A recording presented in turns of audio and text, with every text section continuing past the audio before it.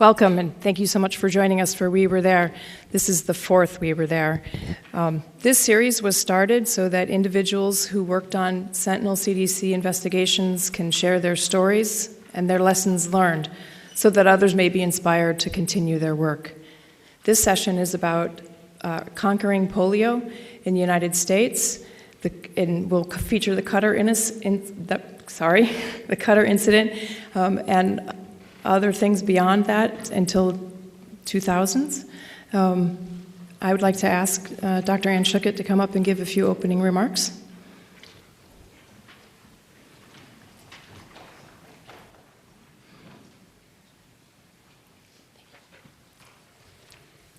Well, good morning, everyone, and thanks so much for being here. It's such a pleasure to get to welcome you to this episode of We Were There. It's a special privilege for me to do this, to join with you in remembering how a terrible disease, polio, played an extraordinary role in the history of our nation, the history of vaccines, and the history of CDC. It's also a part of my personal favorite memories, because in 2008, I had the privilege of representing CDC when our agency was inducted into the Polio Hall of Fame in Warm Springs, Georgia. Alongside Rotary, UNICEF, and WHO, our partners in the Global Polio Eradication Initiative. And 50 years after Salk, Sabin, President Roosevelt, and Basil O'Connor, as well as some others, were first inducted. The Hall of Fame recognizes the breakthrough vaccines and the incredible achievements toward eradication. Today, you're going to hear how close our nation came to a very different narrative. Warm Springs, of course, is where the future President Roosevelt began healing from his polio, where he regained hope and fearlessness. And Warm Springs has special meaning, both for the polio struggles and the nation's history. 10 years to the day after FDR's death at Warm Springs, the successful results of Salk's polio vaccine were announced. But within weeks, as you will hear, vaccines were rushed to children around the country, and an alert came in that vaccine appeared to be causing paralysis instead of preventing it. CDC's rapid investigation, led by the relatively new EIS program, helped to save the day. The Cutter incident is credited as establishing the value of CDC's boots-on-the-ground disease detectives, and it led to FDA's quality controls like lot-to-lot consistency testing. Since then, CDC stepped in for other urgent vaccine safety rapid responses.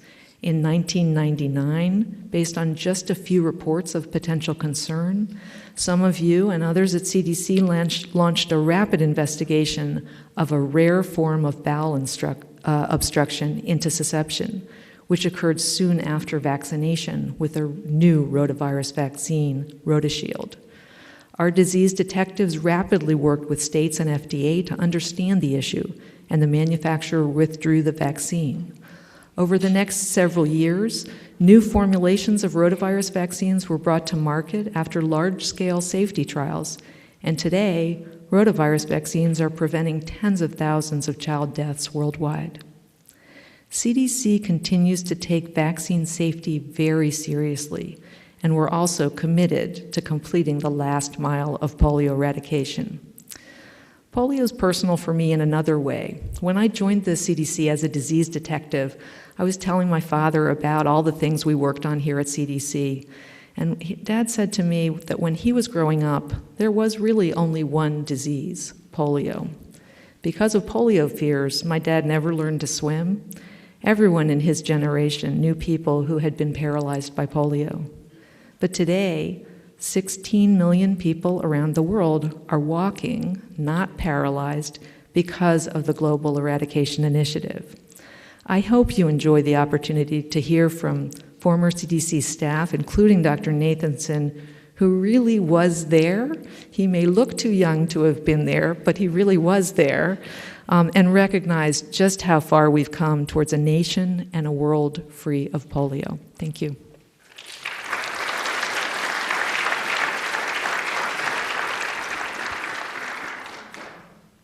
Thank you, Dr. Schuckett.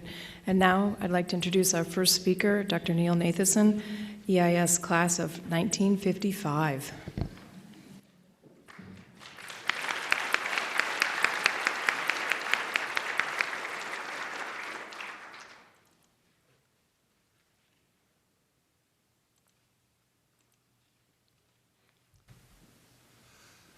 It's a real pleasure to be here.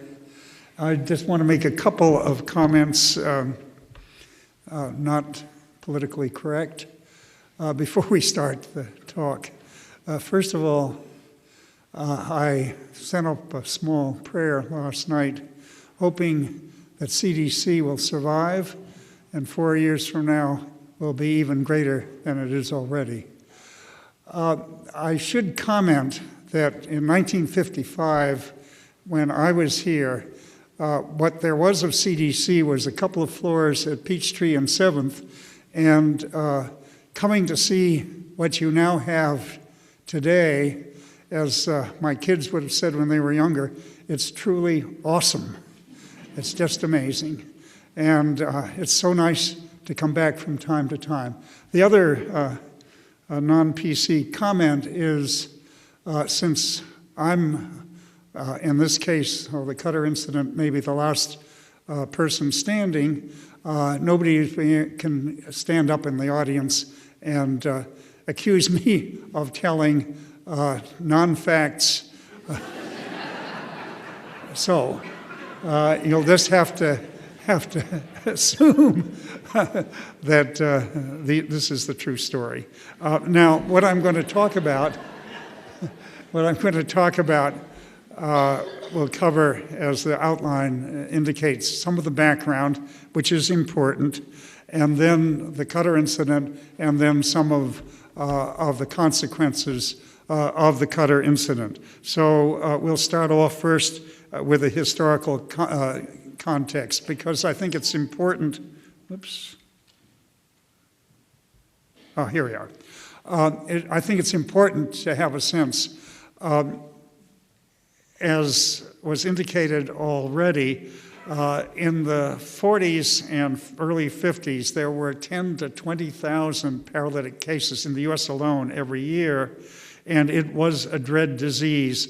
And these images on the left, a little girl paralyzed, unable to walk without crutches, and also the summertime panic, because polio peaked in the summer, is indicated on the right. And in fact, Philip Roth wrote a book called Nemesis, which was an attempt to reconstruct the panic that went on in the case of that particular novella in Newark during such a summer. At any rate, the other iconic image is of these kids in iron lungs whose diaphragms were paralyzed and could only stay alive because of the iron lung which breathed for them. So there was a real focus on trying to do something to prevent this disease. Now, there is some other background which is also important to bring to this account, and that relates to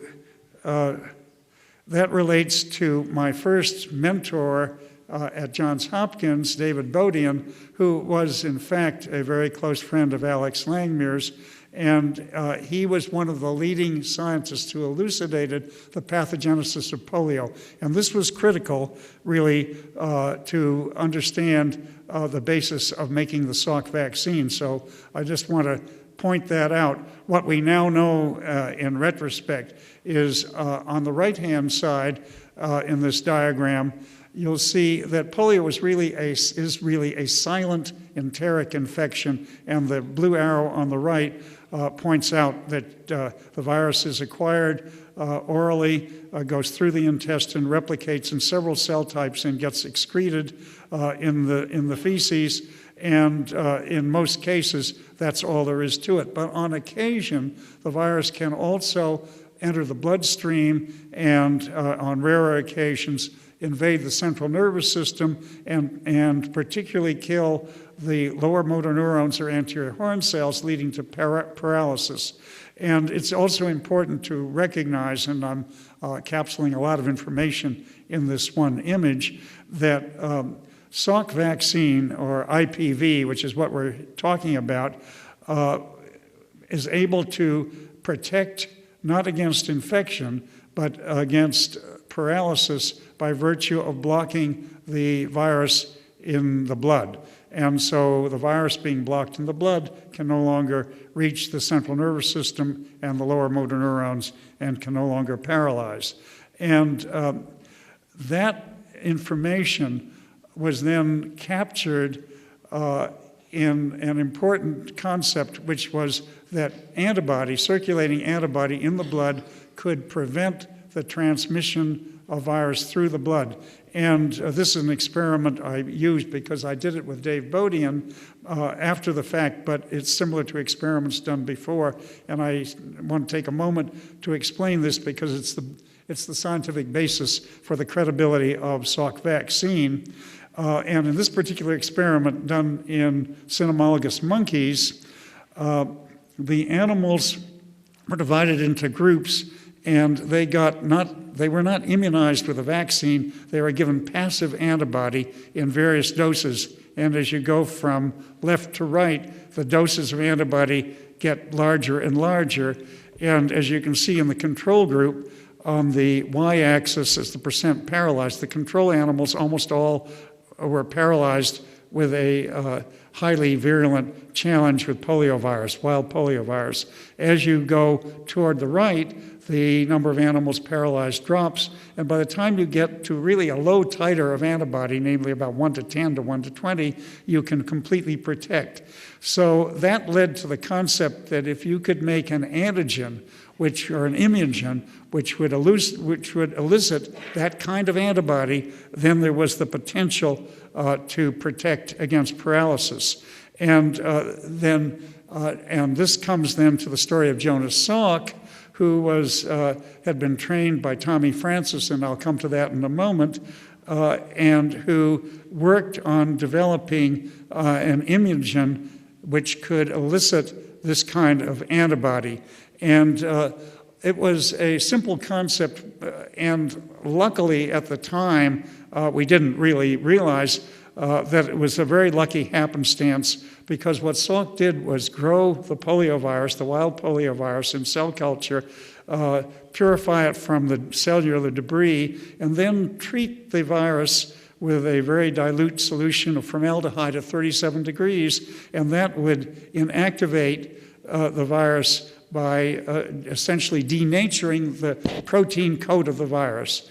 And what was lucky was that denatured virus still retained what we call nowadays some epitopes, some of which were capable of eliciting neutralizing antibody. And in those days, in those gentler days, we were very lucky that it worked that simply.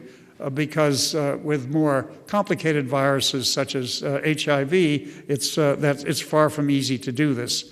So what Salk showed was that if you took a group of individuals shown on the left, some of whom already had been infected with polio and had antibody, and then immunized them with this inactivated virus, you could push the antibody levels to levels which were much, much higher than the level which was required to protect against paralysis. And that was the basis then for making a vaccine. Now, the next player in this story, on the left you'll recognize FDR. On the right, FDR's law partner, because FDR and Basil O'Connor were law partners before FDR went into politics, was a fellow named Basil O'Connor.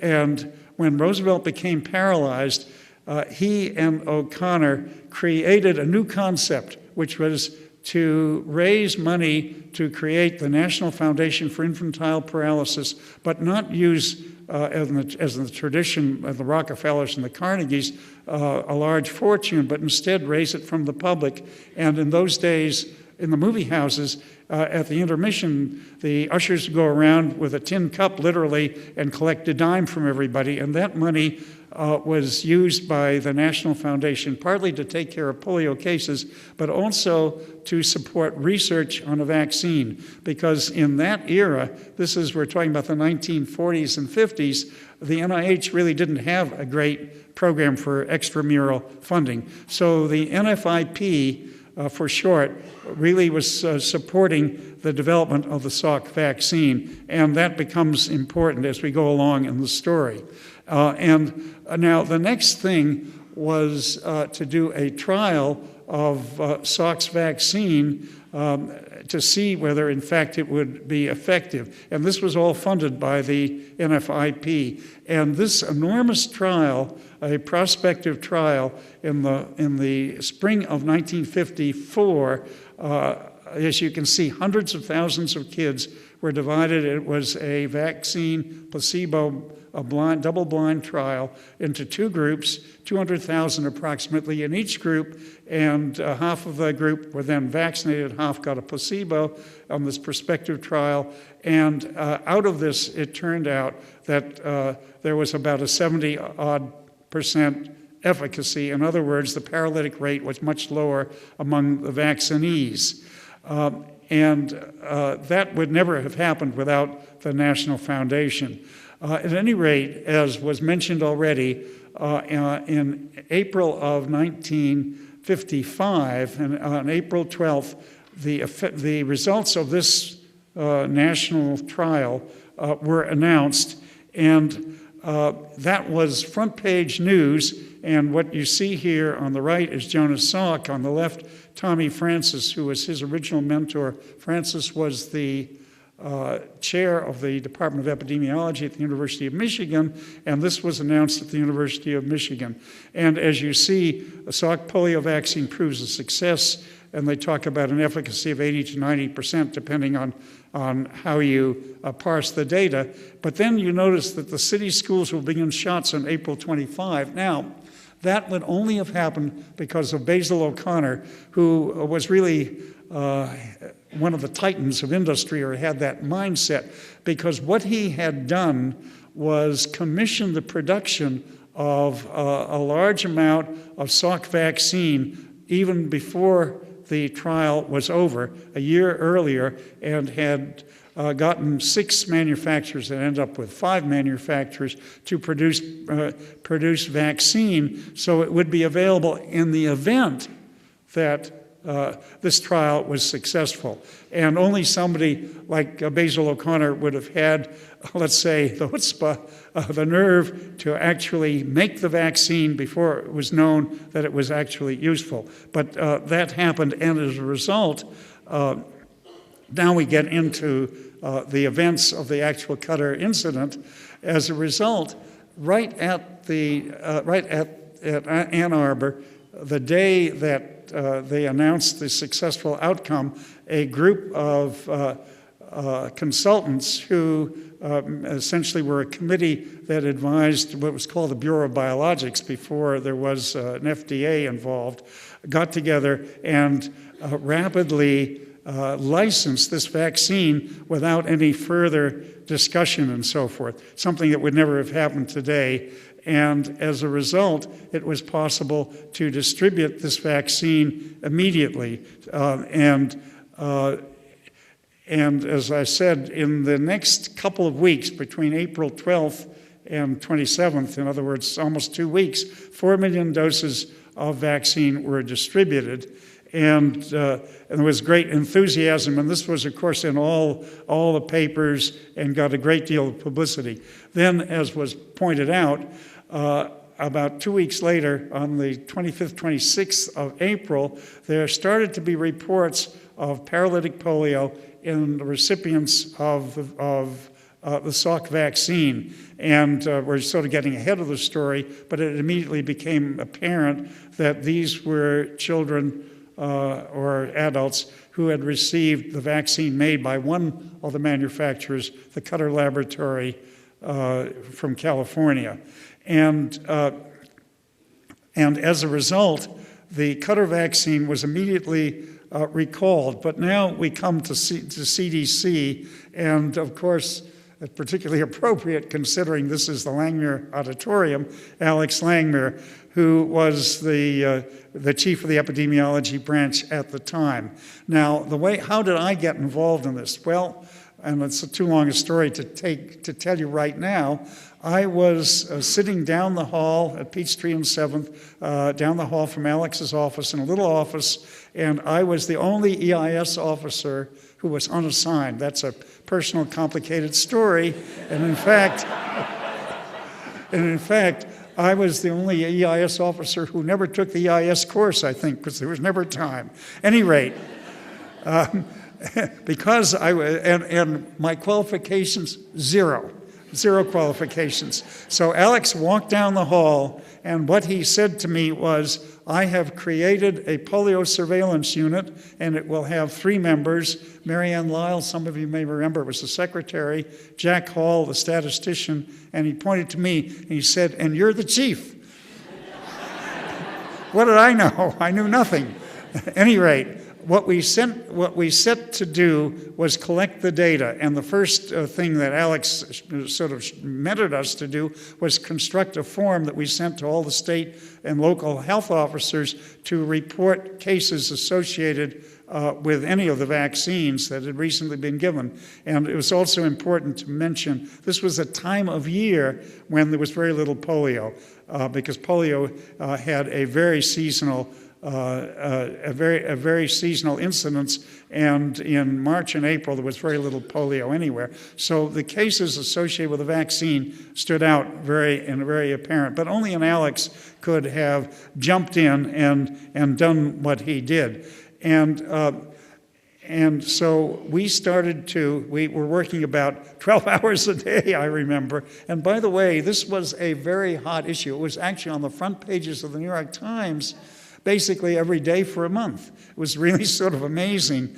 And what we did was we would receive these case reports, follow up to fill in any of the blanks, and we would create a line listing, and Mary Ann Lyle would then type on an old-fashioned mimeograph machine, and every day we sent out a daily report to about 500 state and local health officers. It was amazing. For 6 weeks we issued a daily report. Then once a week we had a summary report.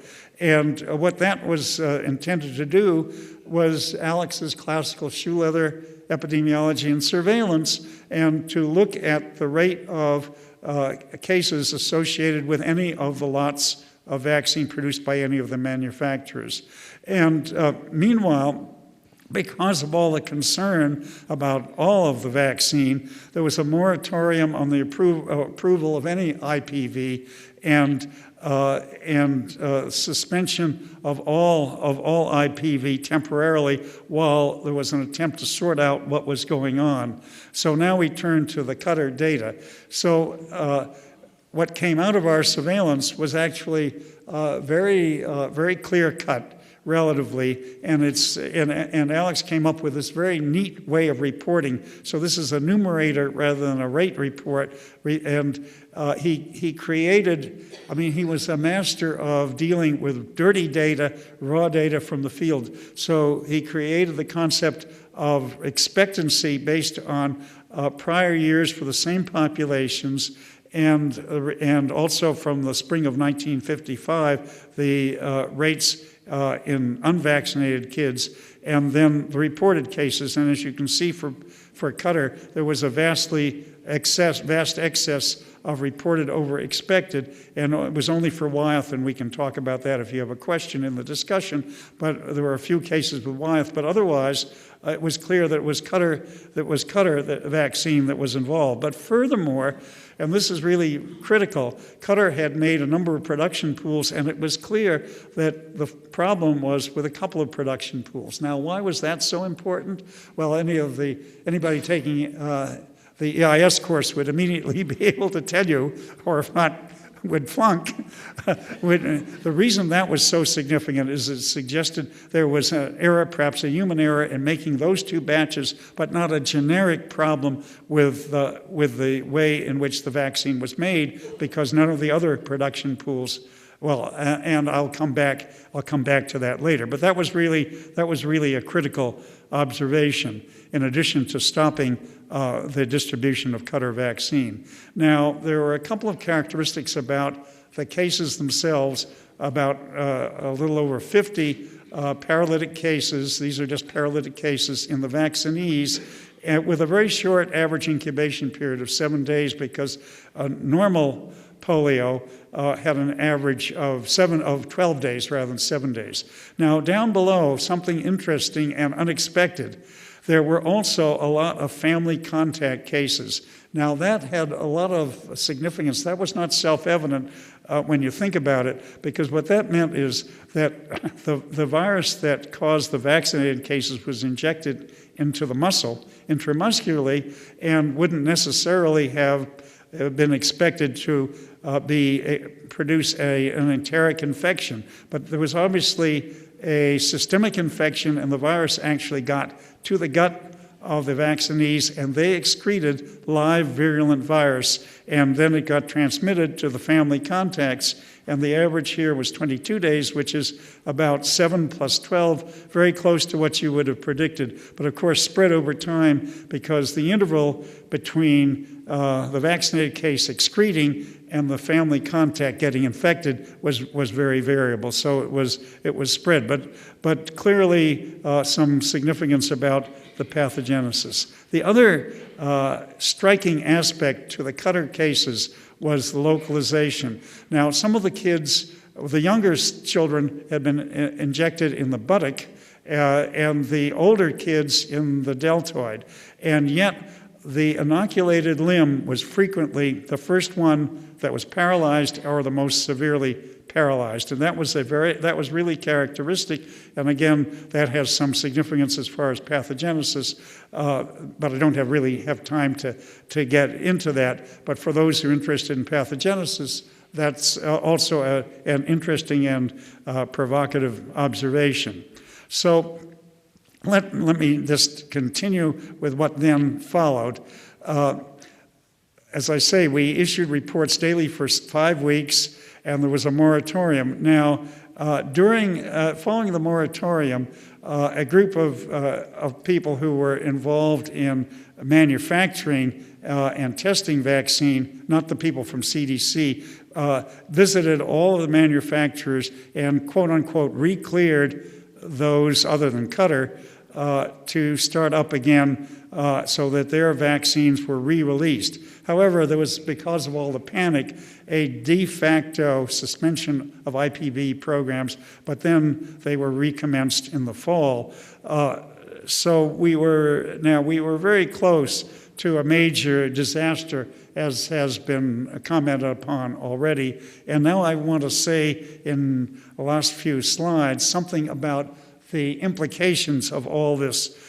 So first of all, what caused the problem? Well, it turns out that when the virus is released from infected cells in cell culture and preparing the vaccine, there are aggregates of virus, as you can imagine, and the formalin denatured aggregates could protect individual virus particles within the aggregate so that the formalin could not get at them. And so there would be infectious virus locked within these small aggregates. In other words, the virus was not all monodispersed.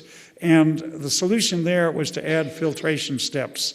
Secondly, it was clear that the monkey safety test, which was used in all the lots of vaccine to detect infectious virus in the Salk vaccine, was clearly not sufficiently sensitive, and we shifted to intraspinal injection of the monkeys with test vaccine and also the use of steroids. That increased the sensitivity of the safety test. And finally, the idea of manufacturing consistency, because it turned out that Qatar, every other lot of Qatar vaccine that they had produced did not pass the safety test, and Qatar just washed it down the drain and said nothing to the regulatory folks. So that's another part of the story. So a requirement for successive safe lots. And actually, since then, with the new minimum requirements, there has never been a problem. So basically, with a re-engineering, the Salk vaccine, although Albert Sabin called it kitchen chemistry, turned out to be a very effective formulation for a protective vaccine, protective against paralysis. Now, there are other implications, as have already been mentioned. First of all, surveillance. As you know, Alex was a great advocate for surveillance, and this was an example of effective surveillance during a crisis, but also it led to long-term surveillance of polio in the United States for a whole variety of reasons, including vaccine safety, efficacy, et cetera, et cetera. And it became a prototype that could now be used for many other infectious diseases, or was already, but justified that concept of surveillance, which was very important. Secondly, it really had a major impact on the epidemiology program and certainly strengthened the recognition of the CDC mission and also of the EIS as, quote unquote, a jewel in the crown of CDC. And it also helped to convert CDC from what had been a malaria control agency to the lead agency for public health, the federal public health agency in the United States. So there's no question that CDC became much stronger as a result. Now, and there was another important implication, and that was this concept of implied warranty. Cutter was sued, and the judge made two decisions. That is, the plaintiffs for the paralyzed children sued Cutter, and the judge made two decisions. One, he said, Cutter is not negligent, which was clearly wrong, and I can discuss that more. But he said, even though they weren't negligent, they still had to pay the victims because of the concept of implied warranty. In other words, a product manufactured, regardless of what was said, was implied to be safe, and the manufacturer of that product was liable for any problems it caused, regardless of what they might say on a package slip.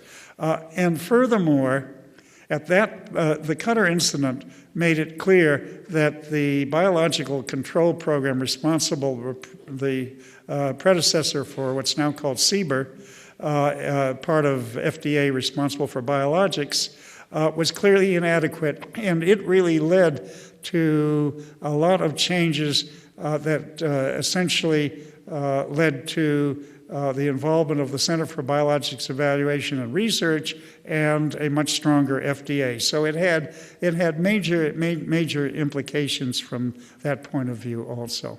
Now, as a segue for the next speaker, I just want to mention that following the Cutter incident, IPV was used for until the early 60s, and then was replaced by OPV, the Sabin vaccine. But during those 6 years, there was a significant drop in incidence of paralytic polio in the United States of about tenfold, from about 10,000 to 1,000 cases. Nevertheless, there was a change, but that goes beyond my story. So I will leave it there and just finish up by, here we are, right, by introducing the next speaker, Alan Hidman.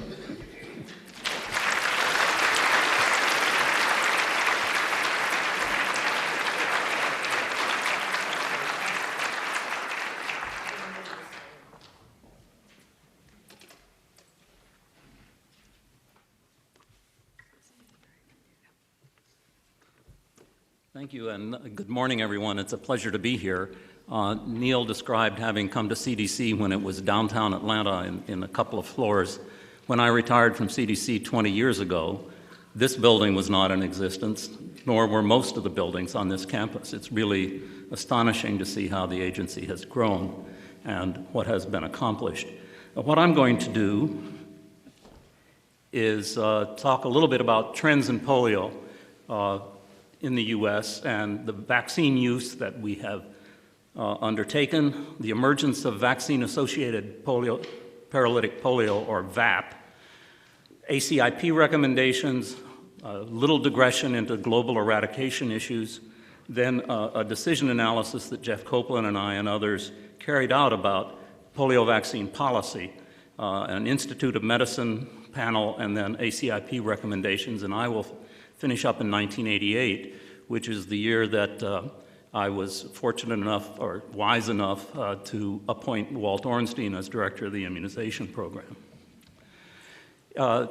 Following on the last slide that Neil just showed, this slide depicts the course of polio in the United States and the numbers of cases that were either estimated in the dotted line on the left side of the slide or reported as paralytic polio. And as you can see, in 1952, there were more than 20,000 cases of paralytic polio reported in the US. Everyone knew someone who had had paralysis or had a family member who was paralyzed. So polio really was the big disease that people were worried about. And when the Salk vaccine was introduced, you see there was a dramatic decline in the number of cases of paralytic polio that occurred. But there was still a little uptick in the late 1950s. And so when the oral vaccine was introduced in 1961, it rapidly replaced IPV. This is a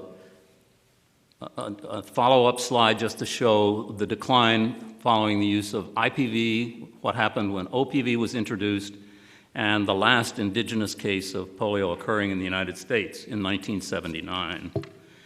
Now, a similar slide just shows what happened with polio between 1980 and 2010, and what it depicts is the fact that since 1980, all of the cases of paralysis in the United States due to polio were either imported or a result of infection with oral polio vaccine.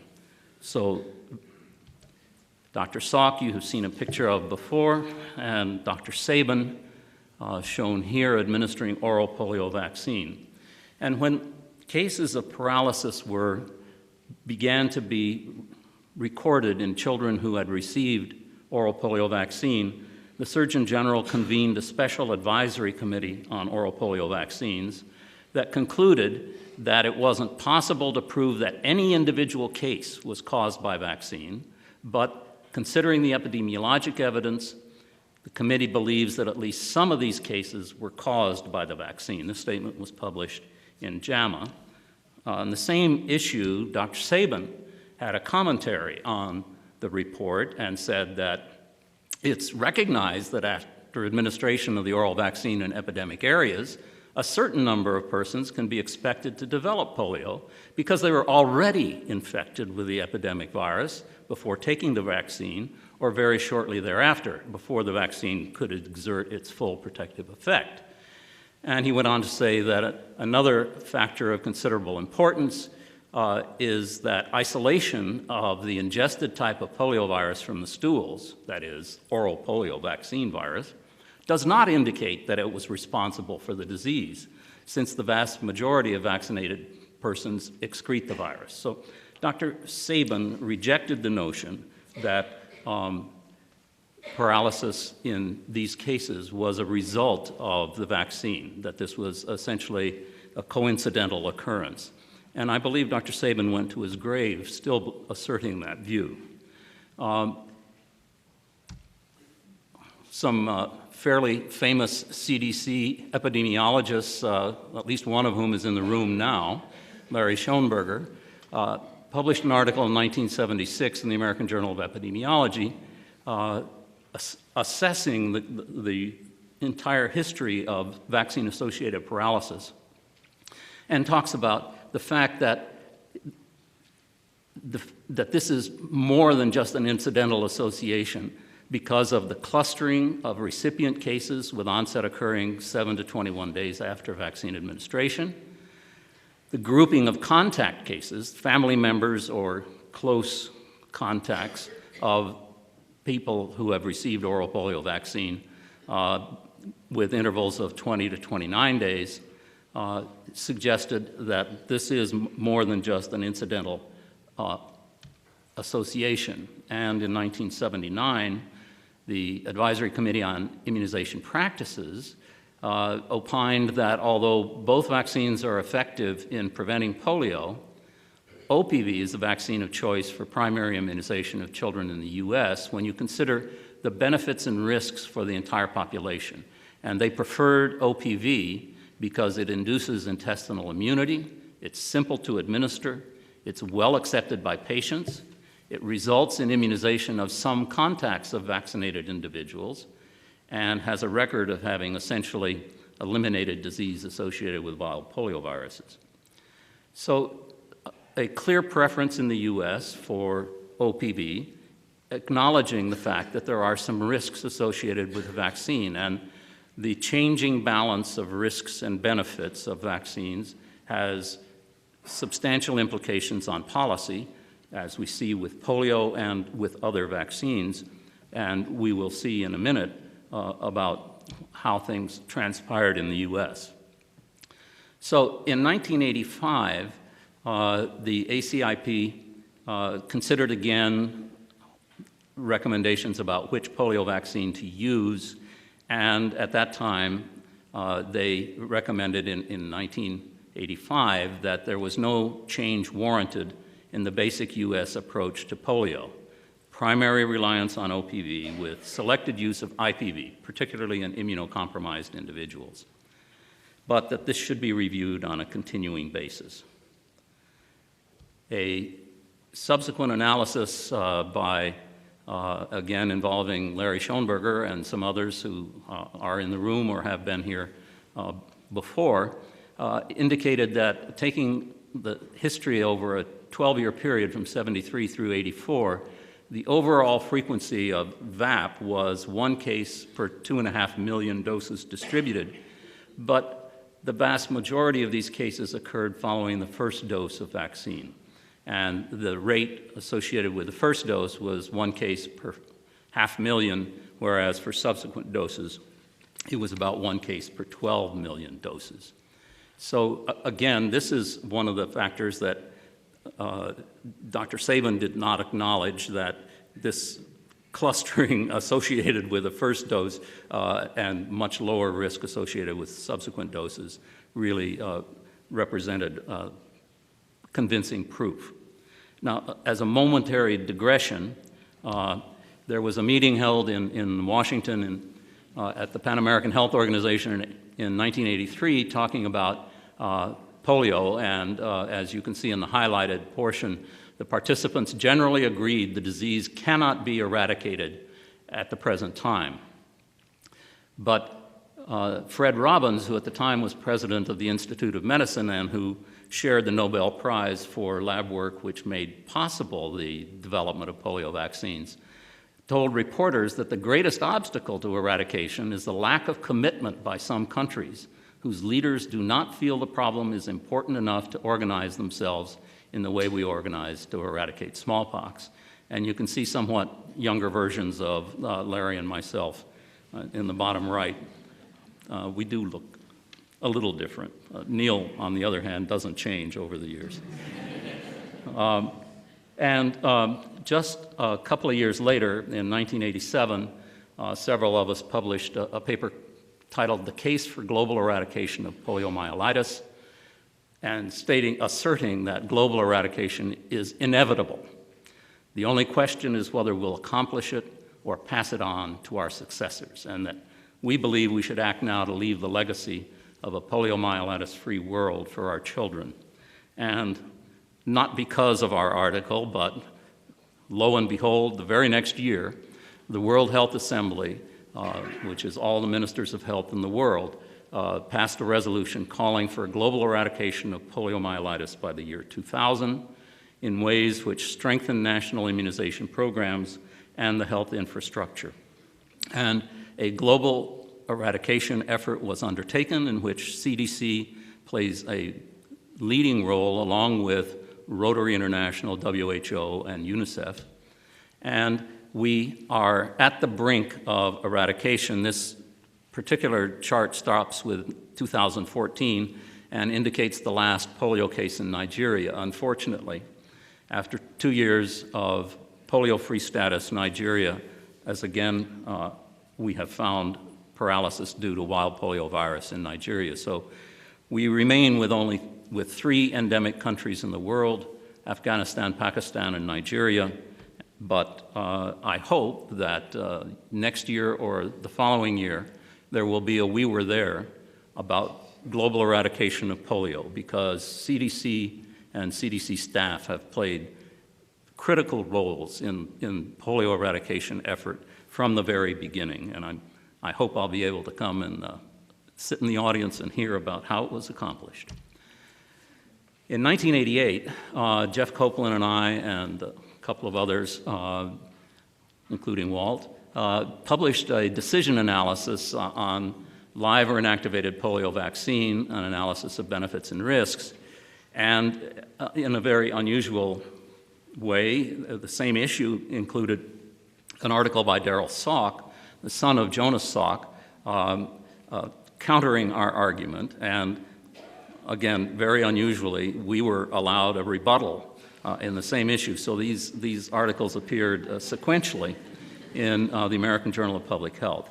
And our conclusion was that the analysis supported a continuation of current U.S. policy on OPV, but that the conclusion is heavily dependent on assumptions of risk of exposure to wild virus, that major declines in risk of exposure to wild virus could alter the balance significantly. And in fact, there was considerable debate as to, we were at that time 9 years after the last case of indigenous poliomyelitis in the United States, and whether the risk of vaccine-associated paralysis was overweighed by the advantages of OPV in terms of ease of administration, the community protection, and would IPV be as good? So, in part as a result, the Institute of Medicine convened a panel to look at vaccine policy options, and they considered 4 major options. The first was to continue primary reliance on OPV, as we were then doing. Second, to place primary reliance on what was called eIPV, or enhanced potency IPV, which had recently become available.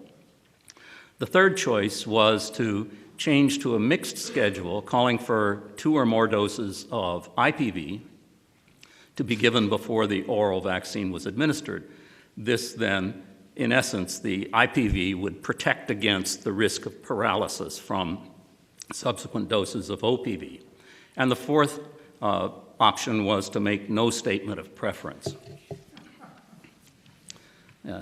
Flip a coin. Okay, so the discussion on the decision analysis that we had done concluded that, as we had said, that the conclusions were heavily dependent on the assumptions of risk of exposure to wild virus. Then, if the risk of introduction and transmission of wild poliovirus is non-existent, then the decision model predicts more cases of paralysis, all vaccine-associated, if we continue to place primary reliance on OPV. Thus, an IPV vaccination strategy would be preferable at that time. And the Institute of Medicine then went on to state that they recommended no change in the present policy, except that the enhanced potency IPV should be substituted for the regular IPV, the traditional IPV, and that after enhanced potency IPV combined with DTP is licensed, expected within 2 to 5 years, consideration should be given to a regimen of 2 or more doses of DTP IPV, followed by OPV at 18 months and at entry to elementary school. And this was a disconcerting conclusion to some participants who felt that, in essence, what the Institute of Medicine panel was recommending was that the added hassle of giving additional injections to children was a greater risk than the occurrence of 5 to 10 cases a year of vaccine-associated paralysis, which is what we were experiencing at the time in the U.S. And at the ACIP meeting in October 1988, Dr. Sam Katz reported on the meeting that the Institute of Medicine held, and I apologize for doubling I's there in medicine, and felt that ACIP should accept the report of the Institute of Medicine with no change in present policy, but consideration of a combined schedule once enhanced potency IPV combined with DTP has been licensed. And that's where we stood in October 1988, which is just about the time that Dr. Walter Orenstein became director of the Division of Immunization, subsequently the National Immunization Program, and subsequently the National Center for Immunization and Respiratory Diseases. Thank you very much.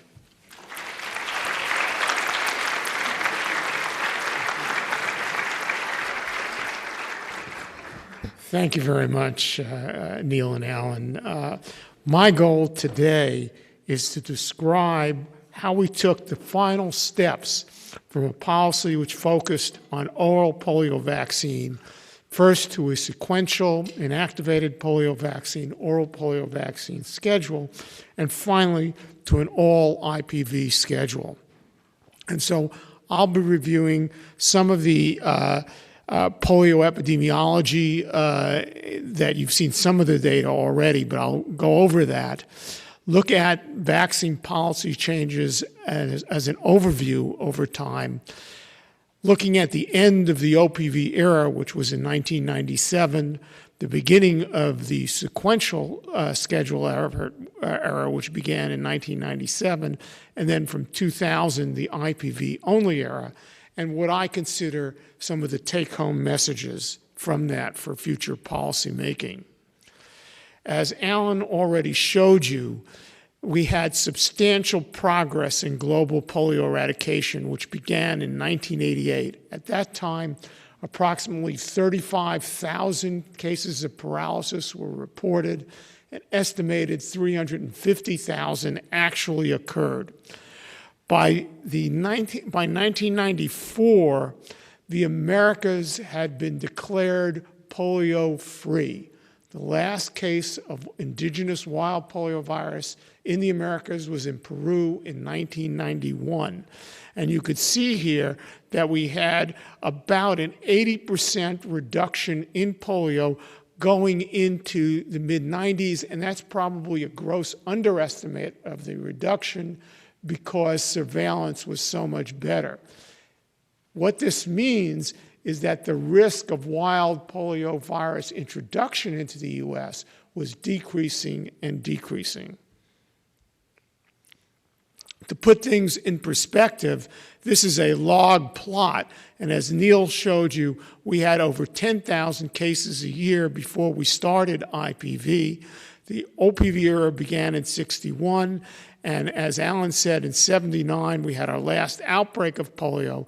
And then we had, depending on who you talk to, about 8 to 10, 8 to 9 cases of vaccine-associated paralytic polio a year, so that, for example, in a 10-year period, you're talking about 100 paralyzed, crippled people. And what you can see here is when we went to the sequential schedule, we reduced the incidence of VAP, but we did not eliminate it until we went to the inactivated polio vaccine schedule. In 1961, we had a 4-dose routine OPV schedule, which included doses at 2, 4, 6 to 18, and 4 to 6 years. In 1997, we went to a sequential schedule with doses at 2 to 4 months. Notice the third dose of polio was given later.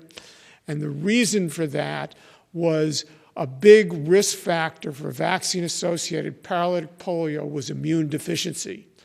And by waiting to give the first dose of OPV until later, the hope was you'd pick up more of these immune deficiency cases and reduce polio incidence. But we still had a 4-dose schedule, and then we went to an all IPV schedule starting in 2000.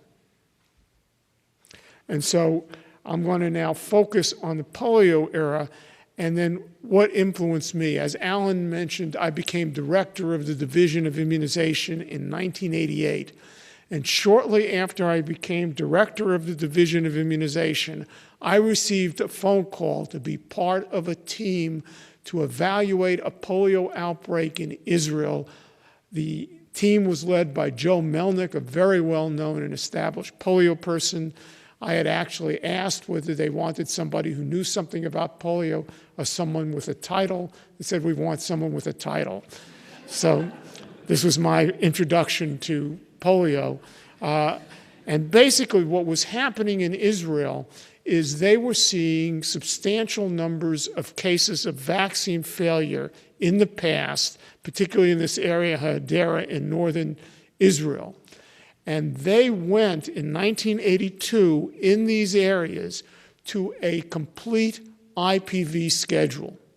And so you had a polarized group of people wanting OPV and people wanting IPV. And then in 1988, 6 years later, they had this outbreak. And the outbreak was interesting. Most of the cases centered in this area of Hadera. 9 of the cases were 15 years of age or older. About 9 of them had received OPV and were OPV vaccine failures. And there was a tremendous polarized group. One group said, this is a problem with the oral vaccine and with the inactivated vaccine, and it allowed people to transmit, as Neil Nathanson showed you. They weren't coming down with polio, but they were the source, and we had to get away from an IPV-only schedule. The other group said it was a problem with older OPV failures, and they were transmitting to each other. And they also said is they thought the wild virus had mutated and evaded some of the immunity induced by the Sabin viruses. And then what happened is, I don't know if it ever happened before or since, but the groups were so polarized that 2 completely independent papers were submitted to Lancet at the same time. I don't know if that ever happened before or has happened since. But the Lancet editor said, wait a second, I want one paper, and I want the facts agreed upon, and then we can have 2 discussions. So we had one paper with 2 discussions. The pro-IPV group felt it was older polio vaccine, OPV vaccine failures transmitting to each other, and they also thought there might have been some genetic mutation in the wild virus that allowed it to escape Sabin vaccine-induced immunity in those older people, but they were for IPV only. The group I was in felt that it was IPV vaccinated kids who weren't getting disease because their central nervous systems were protected, but they were getting infected and shedding. And we had very limited data showing that in 3 of 5 infant stools, less than 1, they were positive for wild virus but didn't come ill, and 3 out of 4 household contacts. And so what came out of this in Israel was a sequential schedule of IPV to prevent VAP, followed by OPV. And it had an influence on me and the need to have OPV in our schedule, that I would be scared in the US at that time of going to an all IPV schedule. And this just reinforces some of the data that Neil Nathanson talked about. These are old data from Yuri Gendin and others of individuals who received a oral polio vaccine type 1 challenge. And there were 4 groups: susceptible control subjects, IPV vaccinated subjects, OPV vaccinated subjects, and those were naturally immune. And what you can see here is that in terms of proportion shedding, there was no difference between the IPV vaccinated and susceptible. OPV wasn't all that wonderful. There were substantial portion shedding, but much worse, much better than IPV. The duration of shedding was also much better for OPV, although IPV had some reductions. IPV did reduce about a log, the average titer of virus excreted, but OPV did it by 3 logs. And if you calculate a shedding index, IPV was about 20 times better than nothing, but 5 times worse than OPV. And what the hell that meant, I had no idea. These are data from the late Ida Honorado and others, who was a CDC person at the time, looking at challenges of IPV vaccinated and OPV vaccinated kids with 2 levels of challenge. And you could see here, as Neil showed you, that the oral pharyngeal immunity induced by IPV was equivalent to OPV. And so to the extent that oral pharyngeal, oral transmission was key, particularly in areas with good hygiene and good sanitation, IPV could be equivalent to OPV. However, for fecal challenge, and where fecal oral was predominant mode, IPV was clearly inferior to OPV. Another advantage of keeping OPV in our schedule, and this is before we knew about what was called circulating vaccine-derived polioviruses, which are polioviruses through transmission which reacquire both the neurovirulence and transmissibility properties of wild viruses and cause actual paralytic polio. We knew that people who get vaccinated with OPV can transmit that vaccine virus. And these are data in 2 inner cities, Detroit and Houston, collected by Bob Chen and others. And what you can see here is that a substantial proportion of the unvaccinated kids were antibody positive, immune to polio. And so one of the positives of OPV is it was filling in gaps in kids we weren't reaching with polio. So that was another reason to keep polio in our schedule. Nevertheless, as shown here, we were seeing 8 to 10 cases of paralytic polio. And over a 10-year period, for example, that could be 80 to 100 people paralyzed. If we had a big outbreak of polio, that might pale in comparison. But there were people who were being obviously harmed by polio. And so one of the things for me that even though we were seeing 8 to 10 cases of polio a year, that appeared to me to be a small price to pay to prevent a polio outbreak. I was very worried about an outbreak. And we did have a national vaccine injury compensation program, so at least we can compensate those people who were injured from polio. But again, I was just very fearful if we got rid of OPV, we would get a potential outbreak of polio. So at least we did something for people who were injured. And then we moved to the sequential era, starting in 1997. A key meeting was an ACIP meeting that took place in June of 1996. This followed shortly after an IOM CDC meeting looking at polio strategy. And what you can see here is, was shown earlier, is that there were about 8 to 10 cases a year, 1 case per 2.4 million doses. The risk of the first dose was 750,000 doses. And in the absence of wild polio, the idea was coming across this risk was intolerable. And what you can see here in this table is about half of the cases were in normal recipients. Before we get to immunity, among the normals, about half of the cases were in recipients, about half of the cases in contacts of recipients, most of whom were very close contacts of recipients. And about 30 cases were people who were immunologically abnormal, primarily those with B-cell immune deficiency as part of their immune deficiency. And the great risk was after the first dose. And if you went to a sequential schedule, you could feel fairly confident you could get rid of these recipient cases. It was unclear whether you'd get rid of the contact cases, but you also might get rid of a number of the immunologically abnormal cases if you delayed the OPV into the second year of life, which was actually recommended. But what really got to me at this ACIP meeting is the room was packed with children and parents and adults with VAP. Suddenly, the 8 to 10 or 8 to 9 cases a year, instead of being small numbers, became real people. And looking at their faces and understanding how hard their lives were when they had a perfectly safe alternative, IPV switched me overnight from being worried about a change to we gotta make a change. And this is a picture of John Salamone, who later became a member of the ACIP, and his child who had been crippled as a result of OPV. And we heard one story after another, and it was just gut-wrenching. And so what were the 5 reasons for adopting a sequential schedule? It would reduce recipient VAP by more than 90%.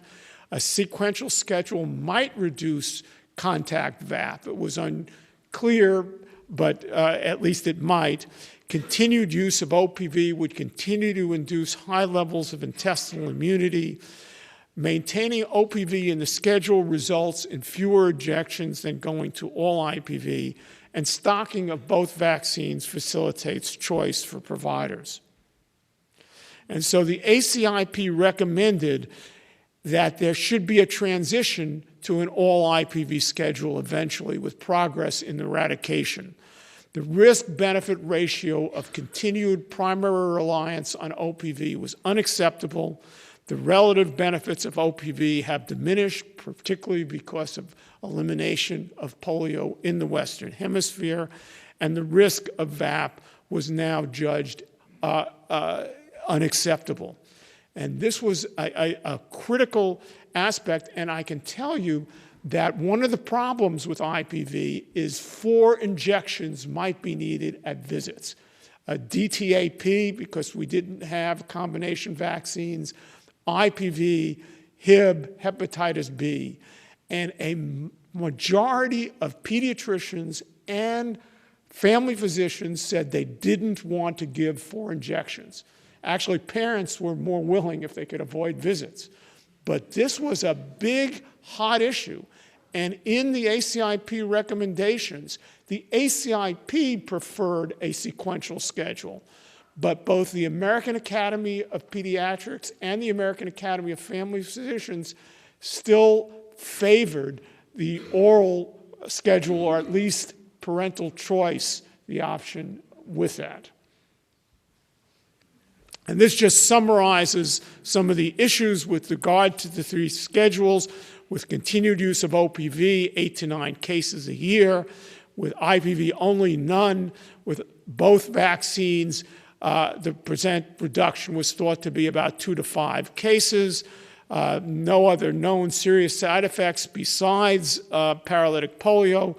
All schedules induced high levels of systemic immunity.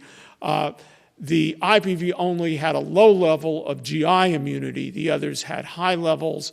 You could get the benefits of secondary transmission if OPV continued. You'd need extra injections, and there was real fear about failure of compliance with the immunization schedule, and that we would have more cases, not only of polio, but other vaccine-preventable diseases. And the cost was substantially higher.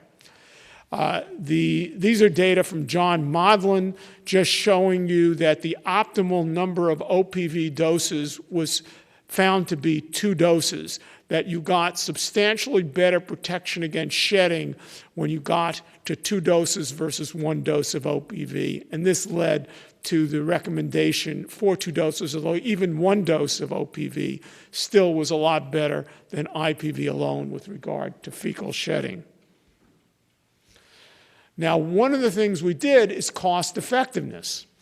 And it turns out that the cost per case of vaccine-associated paralytic polio prevented was roughly $3 million. $3 million. But when you looked at those people who had been horribly crippled, we felt, and the ACIP felt, that was a price worth paying for moral and ethical reasons, as well as assuring the public that we were putting safety as a premium into evaluation of our immunization schedule. And this led us to the IPV-only era.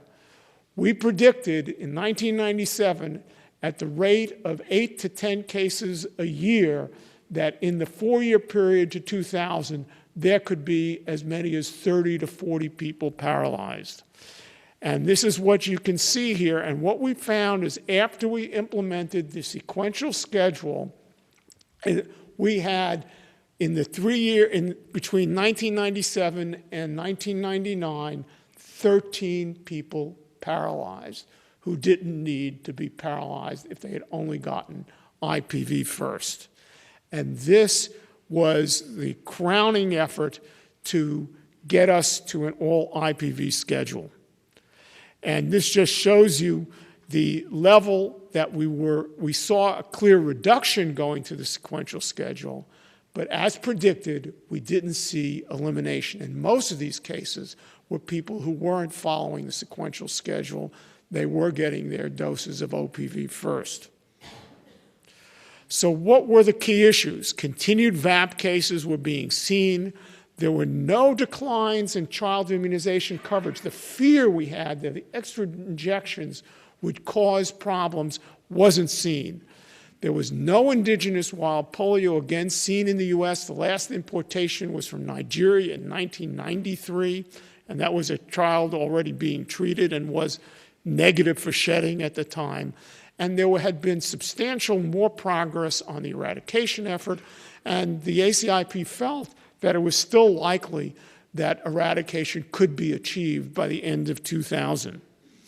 One of the fears was, would a change in the U.S. to all IPV derail the global effort, which depended on OPV, and that was a major focus, is to still recommend in areas where wild virus was circulating to continue to rely primarily on OPV.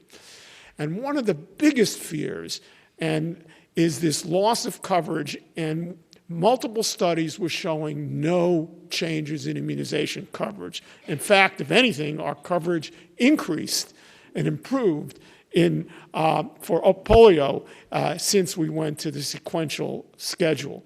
And so this appeared not to be a problem to impede us moving to all IPV. So in May of 2000, the poliomyelitis prevention recommendations were printed, but it was actually in June of '99 that the decision was made to go to all IPV because of progress in global eradication and that the sequential schedule was well accepted with no declines in childhood immunization coverage. So what are the take-home messages? Science is clearly critical in making recommendations. But epidemiologic and implementation science alone are not the only inputs into policy. Moral and ethical issues need to be considered, and cost effectiveness can be overridden for those moral and ethical issues. Now, had scientific instincts, for me, proven correct, and had we outbreaks of polio, because we went to all IPV, we would have been severely criticized. But this was a risk worth taking. Obviously, you'd like to know everything before you make a decision. It is so much easier to be a historian than to have to make history. But I think we made the right decision, and fortunately, we've been borne out. We've not had any polio outbreaks since it. Thank you.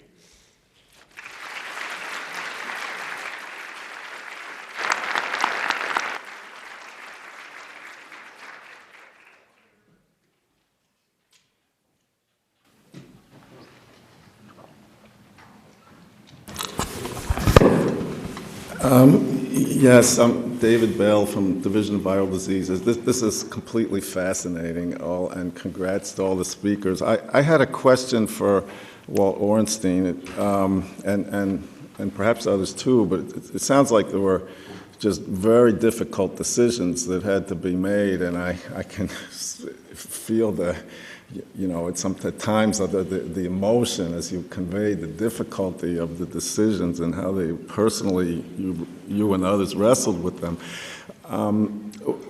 Was there any role for pilot studies during this period to get more information as to as to these unknowns, or were the numbers just so small, or other considerations that'd be prohibitive? There were a number of studies done. For example, I showed the John Modlin study looking at how many doses of OPV you would need. There were studies done about parental acceptance of multiple injections. What we didn't have, and we were talking about such a rare outcome, is, in a sense, could we introduce wild poliovirus and would it spread? There were other data that played a role in giving us reassurance. For example, France went to an all-IPV schedule in 1983 and didn't have problems. The province of Ontario, Canada, went to all-IPV in the late 80s and didn't have any problems. And then the rest of Canada went to sequential and didn't have any problems. But it's very hard when you're talking about such a rare event. And the real issue is, did we want to try and introduce wild polio into certain populations and see if we got outbreaks? And I don't think that might not have gotten through an IRB. Ray Strick of CDC. It's a question for Dr. Nathanson. I've read Paul Offit's book about the Cutter incident, which is a fascinating read, and you summarized it very nicely. Offit suggests that there was perhaps a more significant problem with Wyeth's vaccine, although the Cutter vaccine was by far the big problem, and that Dr. Langmuir simply said we need one culprit, we can't have two, because if we have two culprits, it looks like the program is seriously flawed, and he simply quashed the data about Wyeth for PR purposes to let the program go on, which one can argue was the right decision. But could you comment on the decision-making, to the extent you know about it, about the Wyeth data and how the decision was made that Cutter was the culprit and we don't talk about Wyeth? Yeah, so the question, worth just to make sure you heard it, was about the Wyeth vaccine. And you may notice I put up, it was on one of the slides, there were a small number, 5 cases, I think, and 1 expected. So Jack Hall and I wrote 3 versions of what we call the Wyeth report, which was never published. And I think your comment really is also the answer. There are 2 things. One about the science. With a tiny number of cases, and if you looked at the individual cases, they didn't fit the neat patterns I described for classical vaccine-associated polio that is due to the defective Salk vaccine. That was one of the problems. So we concluded in the report that we could neither convict nor exonerate, and I think that was fair. It was a tiny number of cases and just wasn't clear. However, that report could easily have been published in JAMA, or some other journal would have been delighted to publish it. And I think you're right. We never knew, but my guess is, and I don't think it was left just to Alex, that the powers that be, Shally Sheely, the Surgeon General of the time, and others, I think, decided exactly as you said, that they were really worried about convicting the Salk vaccine in a generic way, what it would do to the polio vaccine program, what it would do to other vaccines, and they didn't want to go there. And so my guess, and as I said, there's nobody around to either confirm or deny my speculation, my guess is that it was quashed. And it could easily have been published, but it would have raised further questions. And of course, the truth is that all the manufacturers were having problems making safe Salk vaccine, and I pointed out in that one slide what the problems were, and those are problems that were across the board.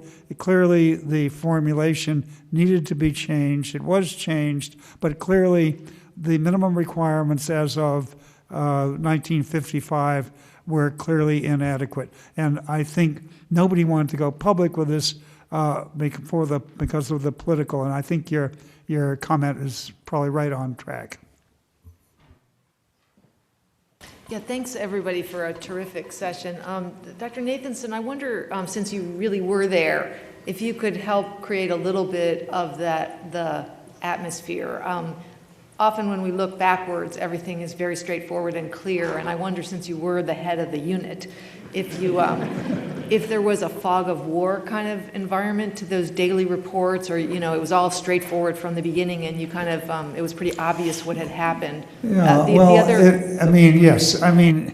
As I say, in a way, I think the best way to sort of reconstruct the history, and the references I put up, by the way, I think are probably the best ones, would be to look at the New York Times or some other, go back and look at, it was,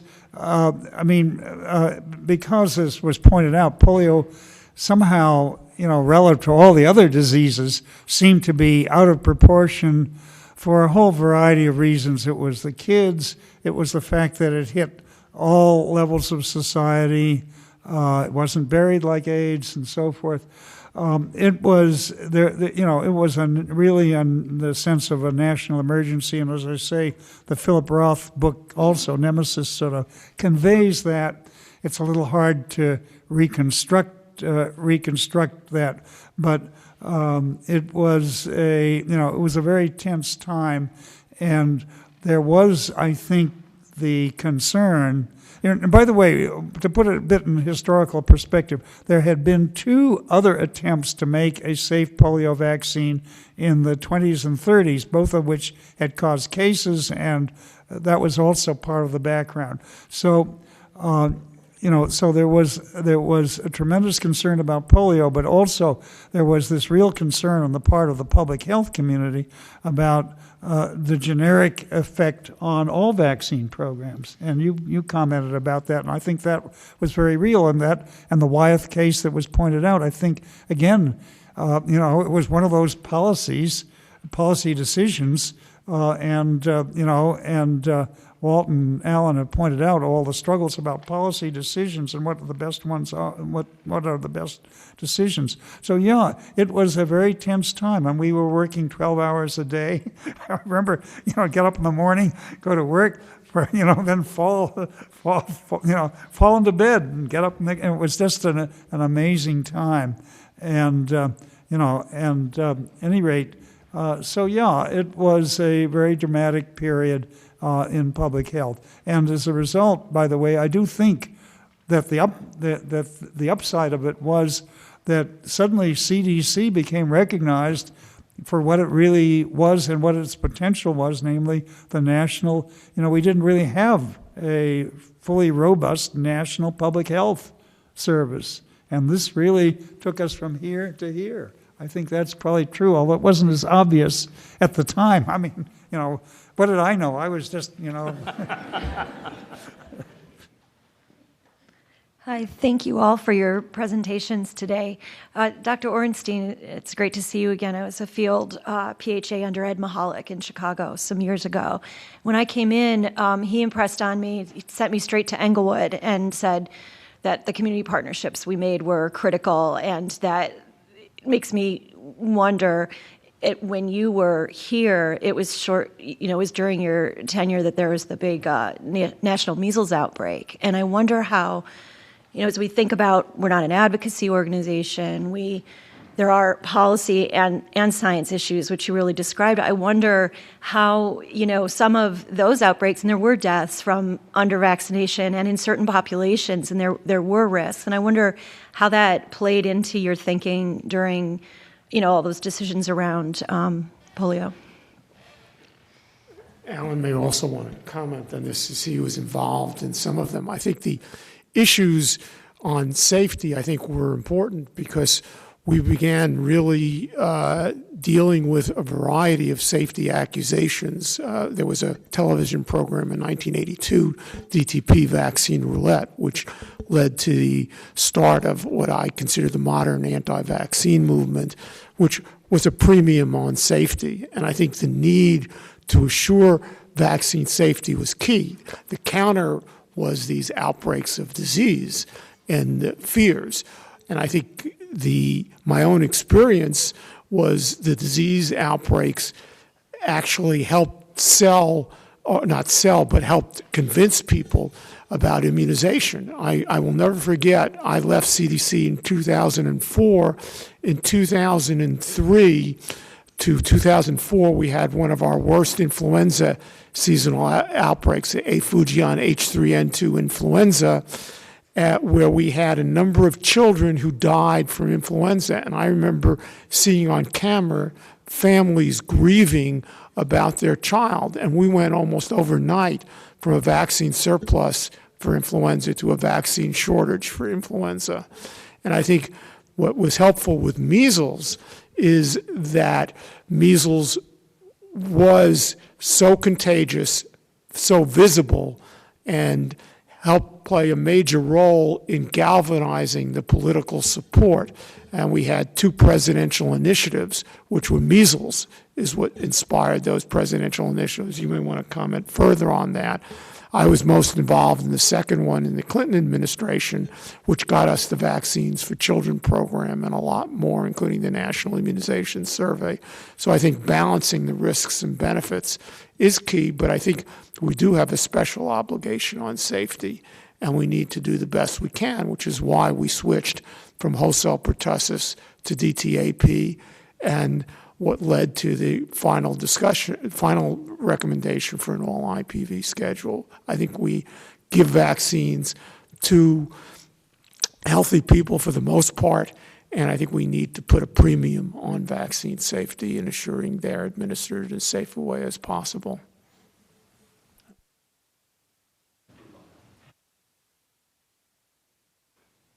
First of all, thanks to Neil and Alan and Walt for a really tremendous presentation. I don't have a question, but I have a comment that sort of picks up on some of the themes here, and maybe a bit of a fact-checking for what Neil said. Is actually, I experienced the Cutter incident directly, because the kids that Neil showed in the picture from Downey grew up about 25 miles from me, in the same age as me. And so my mother was quite anxious in the face of these outbreaks to get us the Salk vaccine as quickly as she could. And as she took us home from the doctor's office in April of 1955, the news broke to CBS News that there were cases of polio among vaccinees. And that was your work, Neil. And her face turned ashen, and I actually, many years later, fact-checked with her. She said, that's exactly what happened. Within 30 minutes of getting 3 kids vaccinated with IPV, the news had broke. But the good news was that a lot more kids from my neighborhood did not get polio because you jumped on it. And so there were not a lot of more kids in the iron lungs in Rancho Los Amigos or Santa Ana, California, because of the efforts to quickly jump on this that you and your team did. So thanks all 3, but thank you, Neil, for saving my neighbors.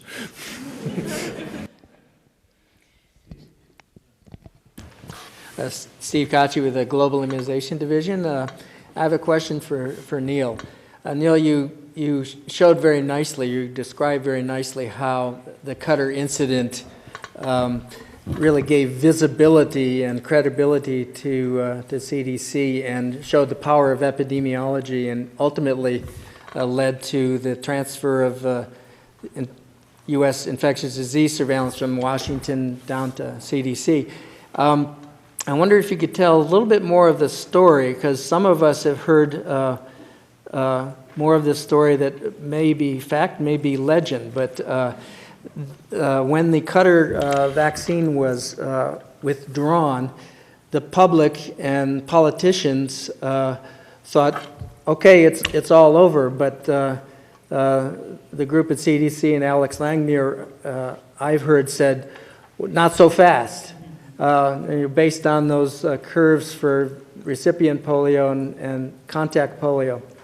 Yeah, well, I mean, I think that the data actually predicted how many more cases were going to happen. So that's what I've heard. No, but I think even from the very beginning, the data, and Alex was a very data-driven person, obviously. The data made it very clear that there was much more trouble with the Cutter vaccine than, I mean, if in fact all the other companies' vaccines had the same problem, I think God knows exactly what would happen. It certainly would have closed down Salk vaccine probably permanently, and as we were talking about, it's unclear what negative effect it would have, with all the vaccine denialists out there still, very active. So I think that what Alex was a data-driven person. It was very clear about Cutter. And by the way, when I made a comment about the negligence, and I think this is in Paul Offit's book, so it's not a secret. There's also a bad backstory about the fact that the problems with Cutter were recognized before the vaccine was distributed, and Jonas Salk buried that, at least according to Julie Youngner, and that's a very convincing story. So the truth is that Cutter was much less well prepared to make this vaccine than the other manufacturers, and I think it wasn't a happenstance that they got into worse trouble. And one thing they did, which was, to my mind, unforgivable, essentially every other lot they made wouldn't pass their own safety test, and they didn't consult the regulatory folks about this. I mean, you don't have to be a statistician or even a scientist to know you've got a problem. And so that's the reason I said I think that when the judge said they weren't negligent, I think and if you read that bit in Paul Offit's book, it was reported to Salk before. Salk was supposed to, according to Julie Youngner, do something about making sure this Cutter vaccine didn't get distributed, and nothing ever happened. And Julie Youngner is a very reputable guy who was. I don't know if he's still alive, but he retired as the chair of the microbiology department at Pittsburgh and so forth. At any rate, and by the way, one Alex story. One of the things, everybody remembers things about Alex, of course, everybody has their own stories, but one thing I remember is when he turned around to me and said, like he's talking to the whole audience out here, but just me, young man, remember, when you get up close, you'll find all your heroes have feet of clay. Remember that? We're a little over time, so I will just say that, yes, I welcome very much an opportunity to have a We Were There to acknowledge all of the other individuals who have worked to eradicate polio, and I look forward to it. And I would like to take a moment, too, to ask people to stand if they have worked on polio either now or before, and thank them when we also thank our speakers for just an outstanding presentation. Thank you.